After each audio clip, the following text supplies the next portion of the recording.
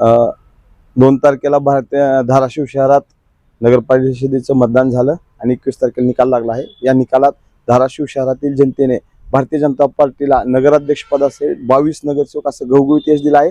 त्याबद्दल मी प्रथमतः धाराशिव शहरातील जनतेचे मनपूर्वक आभार मानतो।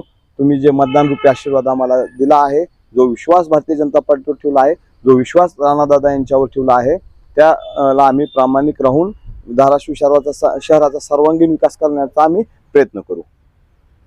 आणि राहिला ठाकरे गटाच्या टीकेचा विषय, तर ठाकरे गटाचं टीका करणं हे काम आहे। ठाकरे गटाकडून जे टीका करत आहेत त्या सर्व ठाकरे गटाच्या शिवसैनिकांना माझं आव्हान आहे की आपण स्वतः धुतल्या तांदळासारखं आहात का आधी बघा। आपले नेते आणि आपण स्वतः 3,30,000चा हबाडा हा जो शब्द वापरता, माझं मत असं आहे की लोकशाहीत मतदान हा सर्वात मोठा सण असतो आणि लोकशाहीत मतदान हे सर्वात मोठं दान आहे।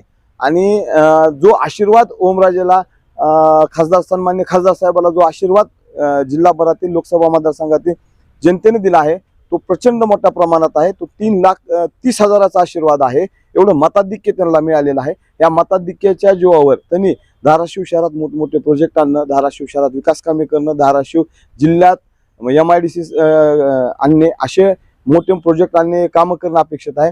ते सोडून देऊन ते फक्त भाषणबाजी करत आहेत की 3,30,000चा हबाडा।